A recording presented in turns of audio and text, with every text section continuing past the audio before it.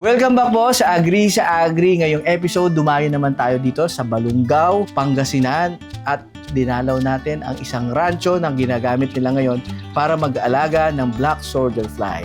At syempre, kasama natin si Sir Bogs. Ako po si Bogs Peralta ng Balungaw Integrated Farm. Yung farm po namin, ang focus po namin is integrated farming as a whole. Meron po kaming livestock, meron din po kaming crops, tapos meron din po kaming waste management component ng aming farming facility na yung black soldier fly. Patuloy natin inilulunsad ang isang revolusyon sa buong Pilipinas, ang waste management using ang ating black soldier fly na isang solusyon para ma-manage natin ang ating mga biodegradable waste. Intriguing or inspiring po itong ginagawa nila dahil ito kanilang dating rancho ng mga baka ngayon ay naiko-convert na maging black soldier fly farming facility.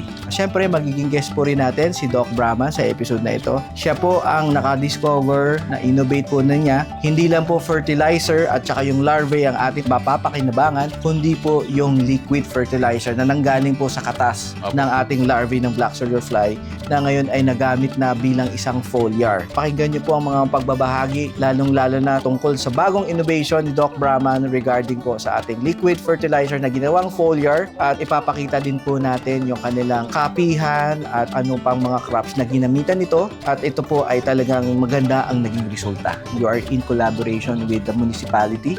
Ang ating guest po natin na isang Menro na siya po talagang nag-encourage sa ating mga kababayan sa kanilang munisipyo baguhin ang ating mga kaisipan lalong-lalo natin mga viewers sa buong Pilipinas na tayo po ay yakapin natin na talagang maging consistent sa pag-waste management at ito po ang isa sa mga pinakamagandang gagawin natin dahil sa tulong po ng black soldier fly ipapakain lang po natin yung ating mga waste sa bahay, yung mga kaning lamig, yung mga bahaw na panis na or ano-ano pang mga pagkain or mga gulay na pinagtatadan ay pwede nating ipakain sa black soldier fly. Don't forget to like and subscribe.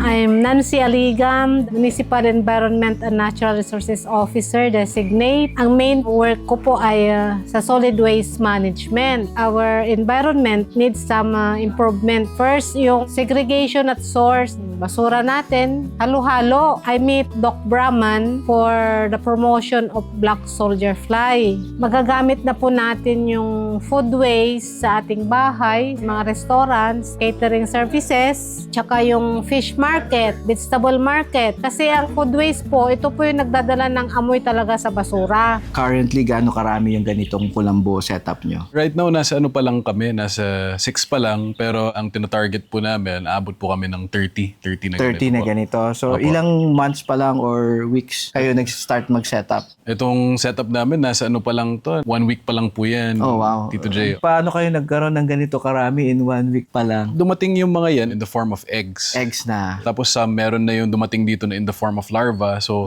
yan, yung consultant po natin, si Doc Brahman, parang binigyan niya tayo ng iba-ibang panimula para alam po natin kung paano natin kukultivate as early as yung stage na egg sila, tapos yung larva po sila. Madali ba o mahirap alagaan ng BSF? Ang challenge lang po talaga dyan is yung pagdating po sa supply ng pagkain nila. Ang advantage po natin dito kasi, aside from yung market waste, wino-work out pa lang po natin with the local government, so hindi pa po natin na ma-maximize yung dami ng market waste na nakukuha po natin. Meron po tayong yung tae po ng baka na Pwede rin. nagsiserve po as extender na partly na kinakain po nila. Bukod sa waste management, meron ba kayo talagang pinaka-target na i-produce? Anong po yung concentration? Is yung bang organic fertilizer o yung ating mga feeds or yung liquid fertilizer? Yung foliar? Actually, Tito Jay, lahat po yan eh. Lahat po yan gusto natin. At nataon po na meron po tayong livestock na mataas na ang production ng manure. At meron din po tayong mga crops na paggagamitan po ng byproducts po nito. Parang nag-drive po lahat. Parang sumakto po talaga lahat.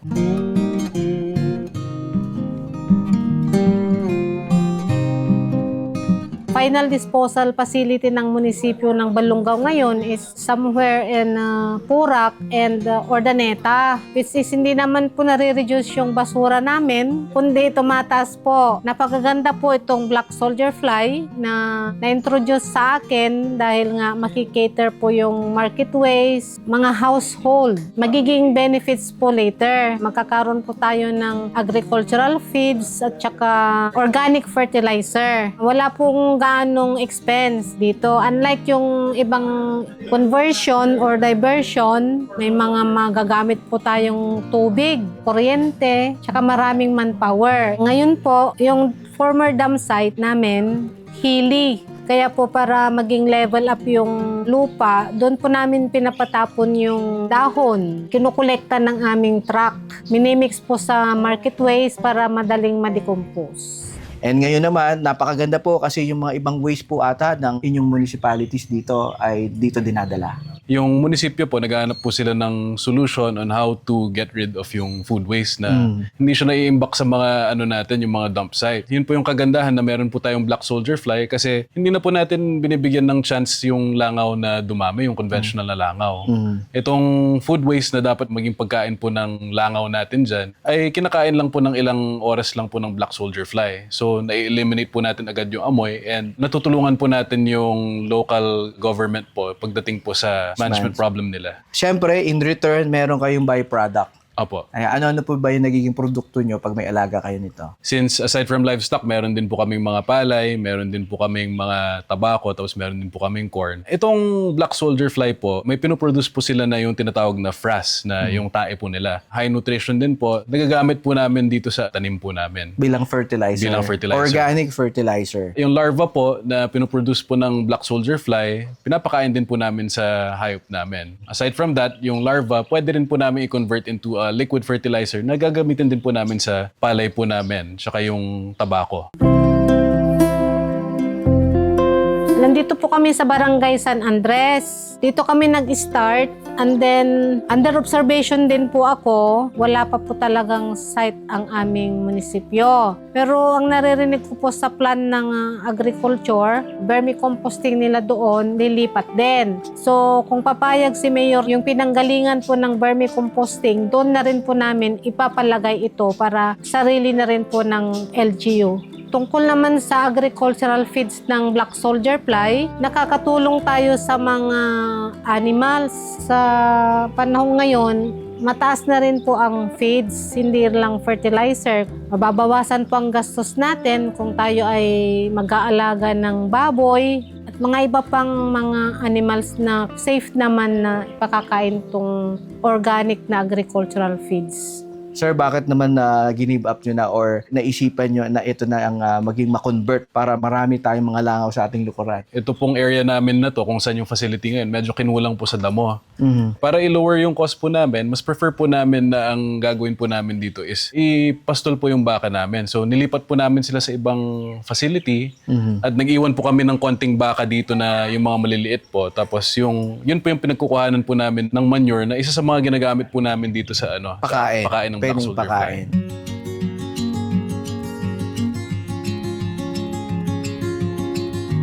Ilang square meters din ito? Actually, ang na lang natin, basehan na lang siguro natin yung drum. Can you just imagine itong nagsimula lang tayo sa 1 drum, tapos 2 weeks, yung 1 drum na yan, naging 36 drums. Naghanap lang din kami dyan ng mga extra na drums namin na ginagamit po namin sa corn silage na pinapakain sa baka namin. And area kung saan namin pinapalaki yung mga larva namin. Yan. At dito na rin nangyayari yung parang waste management. Yung mga basura na dinadala dito, Dito na po namin dito nilalagay. pinapakain sa Apo. mga larvae. Yung mga waste po natin, yung biodegradable waste, ipinapakain po yun sa mga larvae para ma-process nila at yun po ang magiging organic fertilizer. Opo. Hindi ko masyadong naaamoy na mabaho-baho. Kasi kahit basura yung nilalagay natin dito, yung amoy Very niya strong. hindi masyadong strong na Although yung mga larvae, meron siyang distinctive na smell. Opo.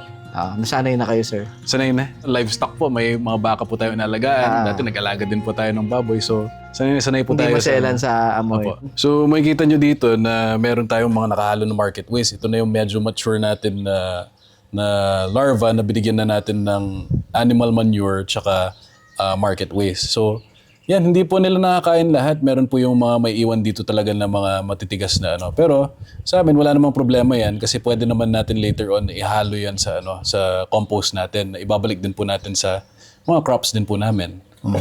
So, ito. Matured na. So, ilang days na lang to magiging langaw Magiging na. magiging langaw na to. The moment na nag-freeze na sila, naging pupa na, ililipat na po namin sila dun sa mga kulambo. Tapos doon po namin sila ipapag-hatch. At Yun po, makikita nyo, may langaw na po sila. Doon na rin po sila maglilay ng egg. So, ang mangyayari po doon, sa loob ng kulambo, yun, tuloy-tuloy po ang collection process namin. Actually, every day magko-collect na po tayo pag tumagal-tagal. Yan po. Kita nyo. Kung gusto pa po namin sila palakihin para lalong lumaki yung langaw, ang gagawin po namin, unti-unti magsusupplement po kami ng medyo high protein na sapal. Pero konti lang po ang ilalagay po namin dyan. Mga nasa 5 kilos per day at least bago sila maging pupa. Para pag lumaki sila, magiging mas productive sila, mas marami yung eggs na ma-produce nila. And etong area na to, ito yung first facility ninyo. May plano ba kayong i-expand pa? Yes, actually, meron po tayong dyan, yung facility pa dyan na ginagawa po natin. Yan po yung magiging breeding area. Tapos later on, ito na yung area kung saan natin sila palalakihin. Ilang weeks old na ba sila dito or days? Days, iba-ibang batch po yan. Meron po tayo dito, yung mga bata po dito na nasa pa lang sila. Nasa 10 days pa lang po sila dito. 10 days old. Tapos meron na po tayo yung pinakaunang batch po natin. Yun na po yung mga naging langaw na po dyan. More than 5 weeks na po sila dito. Mabilis lang naman ang cycle. Opo. Yeah. So currently, ano yung pinakapakain nyo ngayon sa kanila? Right now, ang ginagawa po natin is pinapakain po namin sila ng, pag yung mga bata, initially, kailangan high protein. So binibigyan po natin sila ng parang starter na sapal muna.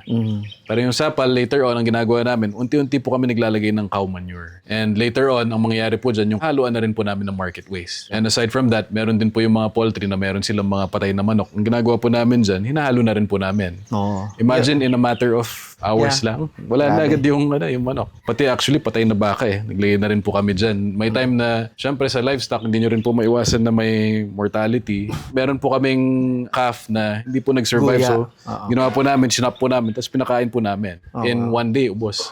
Grabe, ano?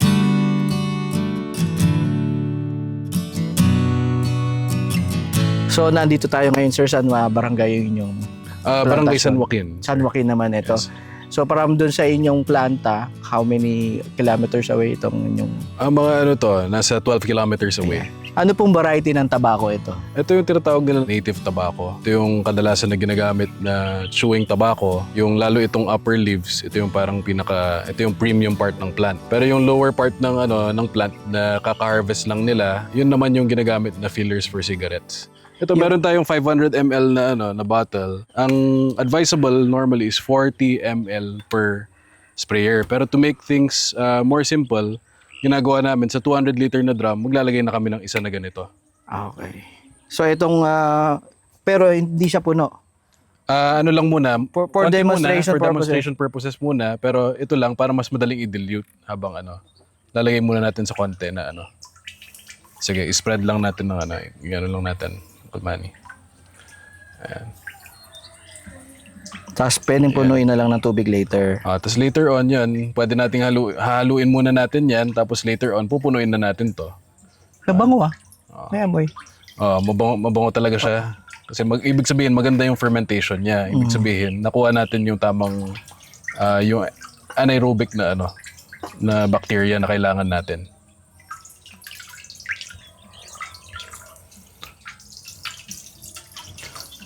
So, ito, ideal talaga na i-spray ng, actually, anong oras na ba? Actually, advisable yan na i-spray ng mga 4 o'clock, mga 30 minutes na lang, pwede tayo mag-spray. So, ano yung parang, meron ka bang may advice na precaution while preparing it? Ano yung dapat iwasan?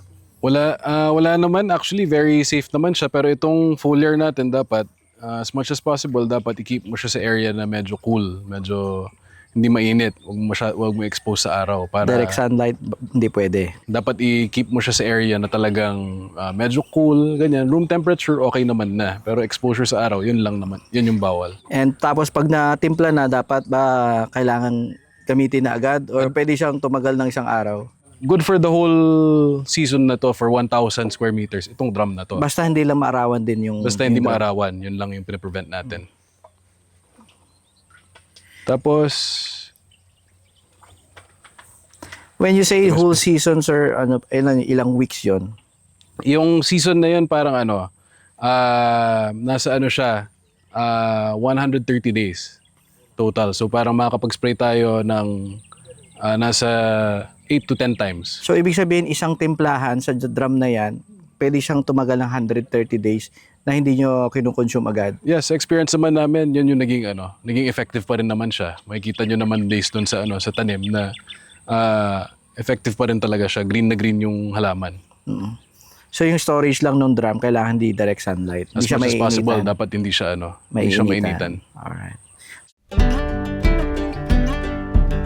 Ito po bang foliar galing sa BSF? Meron na bang nag-innovate nito, nakadiscover in the world, or kayo yung kauna-unahan? Actually, I don't know. I Wala. don't know. Wala. I just tried. Siyempre, nag-search ka looking at the fish, yung mga ibang carcass. Mhm. Kung meron ka lang BSF din, since medyo lumaki yung requirement ko, wala. So, ang ginawa ko na lang, para lang magamit lang kasi hindi na kaya yung volume. I tried doing the amino acid, which ito nga, it turned out to be like this. Nung nagkaroon ako ng problema sa waste in one of my plants, bumaba yung production ko. Hindi naman nila tatanggapin sa feed company when you're short of their requirement. Ito yung mali minsan They teach you how to produce, pero pag na-produce mo, nasa mo gagamitin? So wala. So I tried fermenting it. Medyo okay naman yung resulta, and I also have it analyzed by Department of Agriculture. Medyo maganda naman yung kinalabasan. We just have to face reality na when you introduce something for production, at the end of the day, saan pupunta yung production mo Hindi natitigil dun. It's not like commodity na madaling i-dispose. Sa amin, uod sa mo i-dispose yun. We call it the grubs. Ito po ay for demonstration purposes, ipapakita natin. No? So, pagkatapos po natin i-dilute doon sa isang drum, gagamitan po natin ng sprayer. Ayan ang... Kuya, ano pangalan mo? Mani, sir. Si Kuya Manny po ang isa sa mga masugid, makisig dito na farmer ni Sir Bogs. Yan. So, i-spray na natin, i-demo. Yan. Paano ba? Ganun lang. Ayan. So, napakasimple. Simple na process lang din. Tulad ng pag-spray ng ibang mga gamot, Yan. So, ang application niya, i-spray sa mga dahon. i-spray Dapat. sa mga dahon. Ayan. So, yung mga parang anggi-anggi niya, dumediretso sa lupa, nakakakuha rin yung lupa natin. Nakakakuha din. So in a way, parang nagiging din siya, soil conditioner. Ayan. So, importante. So, of course, combination ng ating frass. Yes. Basta 4 o'clock onwards, pwede siya. Na-try din namin siya na basta ng umaga, basta wag lang siyang lalampas ng 9 a.m. Bandang hapon, Bandang hapon, ideal talaga is 4 onwards. yeah, parang pa-sunset na. Yes, pa-sunset. Yeah, pagka masyadong mainit, hindi pwede. Yes. Ang makikita nyo lang dito, ito, yung last na spray namin actually 15 days. Ang recommended dyan is 10 days. Parang bibigyan natin siya ng parang additional na backup after namin tanggalin yung lower leaves para tuluyan na lumaki itong mga dahon niya. Mga dahon. Yan. So ulitin natin, no, yung mga naging significant observation po ni Sir Bogs is naging mas mataba yung pinaka-trunk, Yes. and then yung dahon, Yung dahon lalong lumaki. Pero hindi pa ito yung full potential niya kasi kakatanggal lang natin halos ng leaves sa baba. makikita natin after how many days? Doon natin makikita after 2 weeks by the 2 time weeks. na i-harvest. Antayin pa natin siya na magkaroon ng parang yung tinatawag nilang batok-batok, yung mga dots dito. Doon mo makikita talaga na ready na siya for harvest. Matured na. Yes. Actually, nung Region 1 summit namin sa Candon, so dito sa aming 6th District of Pangasinan, nandun po kami.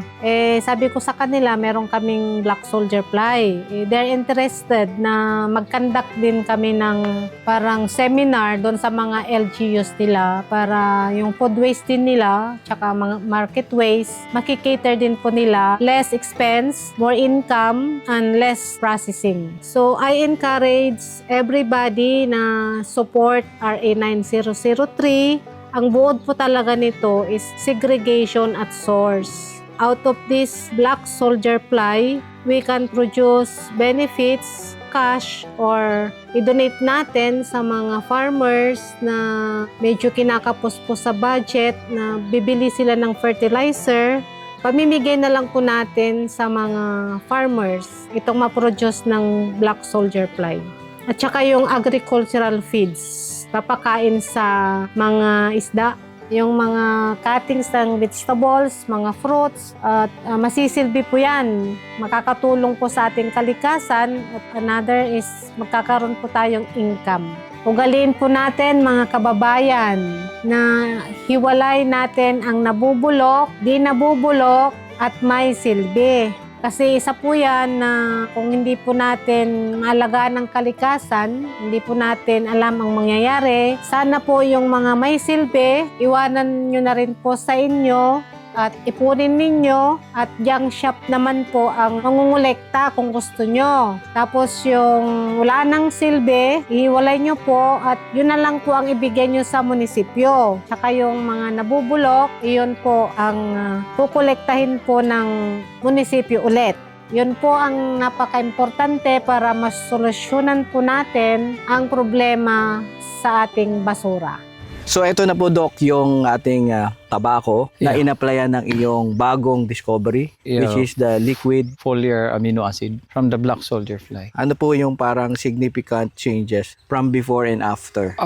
Kung makikita mo ito compared sa mga dati, mas malaki, mas makapal, and then habang tumatagal, parang meron pa siyang ilalaki compared dun sa normal na, na days niya. Paano po ba yung application nito? Siguro in vegetables, we can have a recommendation of once in 10 days. Pero ang ginamit ko rin dito na dosage is around 40 ml per sprayer or 500 ml yung isang lagayan, 200 liters. 200 liters Yeah. application niya, gaano kalaking lupa? Depende kasi sa laki din ng halaman mo. Actually, yung isang drum is supposedly that could spray 1 hectare, no? So, ibig sabihin 500 ml lang one time. Pero pag lumaki kasi, it's another story. Baka kailangan pa ng mas marami. Mas marami. For the case na ito, lalo na to, napakalaki ng dahon, halos takpan na ako. Mas maraming magagamit dito. Yeah, definitely.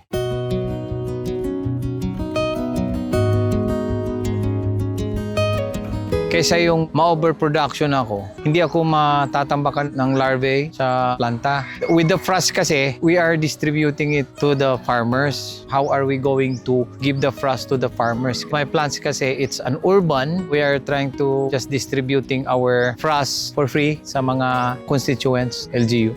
Ano ba ang nagagawa ng isang LGU sa kanilang mga basura? Papasok tayo sa circular economy. Ito yung mga basura nating bio-waste. We do not bring them to landfills. We give it to our black soldier fly. And then out of the black soldier fly larvae, meron tayong animal feeds and then we have organic fertilizers. Magandang pakinabang mo sa black soldier fly na nakakatulong ka na sa environment mo, nakakatulong ka na sa gobyerno mo, or even sa country sana kung ma-accept nilang ginagawa natin.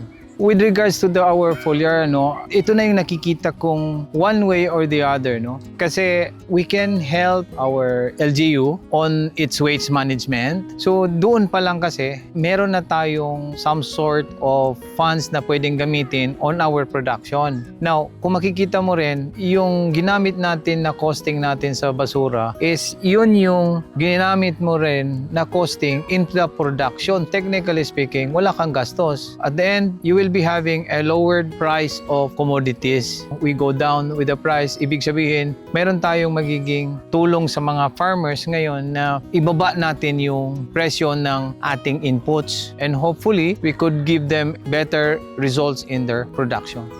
Ang palagi kong sinasabi is may 5Ks. 5K na ngayon. Which is kalinisan ang kalikasan para sa kalusugan at kabuhayan tungo sa kaunlaran. Yan, 5. Doc, agree ka ba sa agree? Siyempre. Approve tayo dyan. Don't forget to like and subscribe.